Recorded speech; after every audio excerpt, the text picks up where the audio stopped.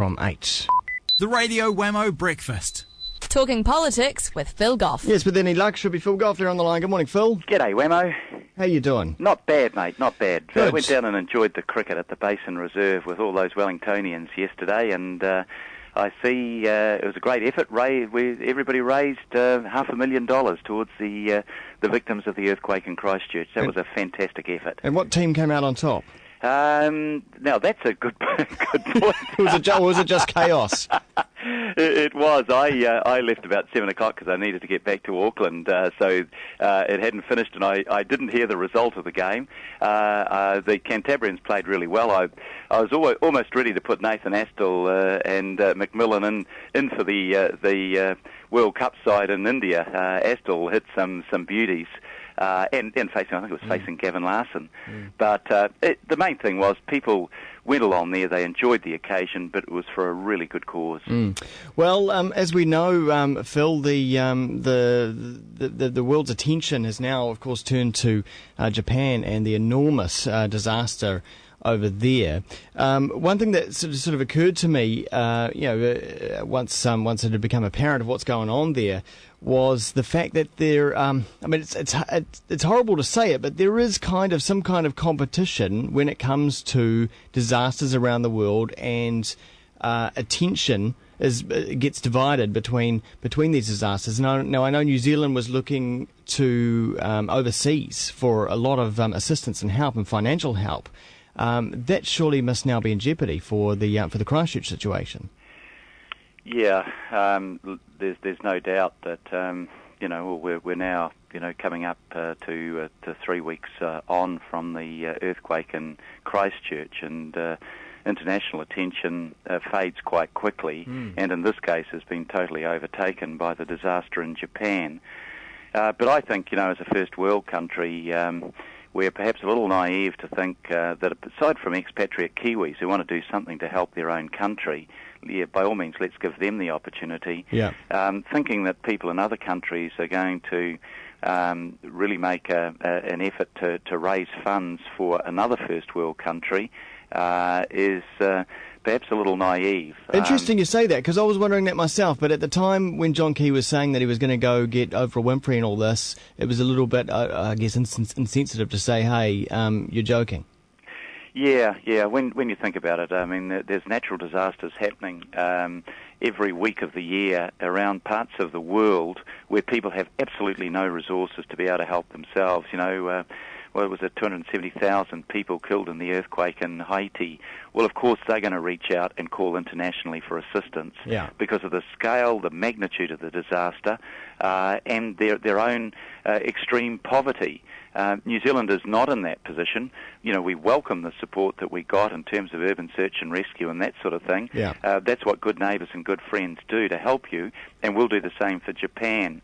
But really, in terms of the earthquake, we have to, in the rebuilding and the help to our own people, that's something that we can do for ourselves. And, the Wellingtonians showed that they came out, they filled the Basin Reserve yesterday.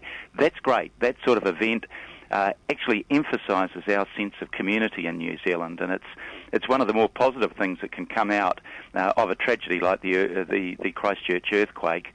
But, being down on your bended knees and going on Oprah Winfrey, asking for charity from around the world, I've got to say I felt really uncomfortable about that. Okay, so we're going to seriously have to rely on ourselves. What about the situation with the Rugby World Cup? Still up in the air about whether or not it's going to Christchurch? Well, aspirationally, we really hope that, Christchurch could host it. It'd be a boost for morale and a boost to their economy. But I think that you've got to temper your aspirations with realism. John Key's got all the information. He must know whether the World Cup can be held there or not. I think that he should basically come out with a definitive statement on that and not simply rely on the International Rugby Board to do the business for him. It seems to me that we've got two big problems. One is what the nature of the stadium is and whether it can be remediated in time. And secondly is the real problem with the accommodation. John was talking about, having cruise ships in the harbour, but they were talking about that even before the earthquake because there was going to be a shortage of accommodation. We've now got a situation where large chunks of the accommodation in Christchurch have been destroyed or not usable.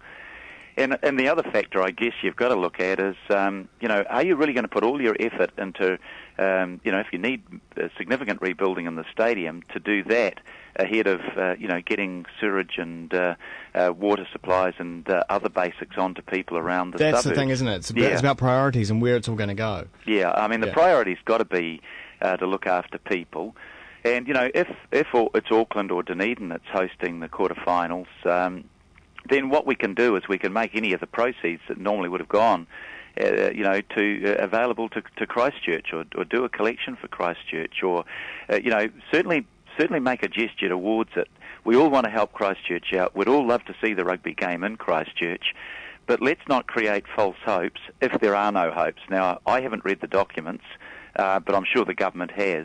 I think the government's just got to come out and say, look, it's on or it's not on, and it's got to be based on the objective reality of can the stadium be used? Have they got sufficient accommodation? Can you really cope with that sort of event? And if you're still getting aftershocks, how are people going to feel about coming into the city and sitting in the stadium? All of those things have got to be taken into account. Now, it looks like the economy may be dipping back into a recession, which means that unemployment may, of course, stay high. And perhaps building consents elsewhere around the country may go down as well. So therefore, we may not have the skills shortage that you've been talking about. We could be able to, as we say, rely on ourselves and get a lot of this labour from around the country. No, disagree with that. We're dipping back into recession from the sounds of it, and you've got to ask why. New Zealand's one of only 2 countries in the whole of the developed world that's doing that. When we're getting the best ever prices for all of our exports, and when our 2 biggest export markets, Australia and China, are actually booming. So, that says something about economic management and whether we had the stimulus in the right places. And I've always argued if you want to get out of recession and you don't want the economy to slump because there's insufficient demand, don't give all the money to the people at the very top who won't spend it. Give it to people in the middle and on lower incomes. They will spend it. They will keep the economy going. On building consents, look, we're at the lowest level in 45 years. And what the industry tells me, and I'm meeting again with them this morning, is that we've lost a lot of people overseas. A lot of our, maybe 1 in 4 of our tradesmen have gone overseas from the building construction area, particularly to Australia. We've got the money coming on for the leaky homes in Auckland. We've got a housing crisis looming in Auckland, particularly in the rental area, because we're not building enough houses. And we've got 10,000 houses to totally replace and 100,000 to repair in Christchurch. Now, all of the projections were anyway that we'll be short thousands of skilled tradesmen by 2013. And with the earthquake, that situation gets worse. And John Key's saying, well, bring people in from around the world. I'm sorry, 9,000 people have been made redundant in Christchurch because of the earthquake. Don't we owe it to them and the Christchurch economy actually to get those people right now into their training courses, accelerated apprenticeships, etc., so that they can do as much of the work as we can have them do, and that puts money back into the Christchurch economy. It really is a no-brainer. It is a no-brainer, but that's what we've always done, though, haven't we? Whenever we had a labour shortage in a particular industry or sector, we just bring them in from overseas. Yeah, and what we've got to do is we've got to be proactive. It takes 4 years to train an apprentice under normal circumstances, but there are people in the industry already that with a smaller amount of training, because they're already in the industry, could be brought up to the level of skilled tradespeople. There are people that have been made redundant that could be going through pre-employment courses right now to give them the basics so that they can come in, they get unit standards that can be accredited towards their apprenticeship.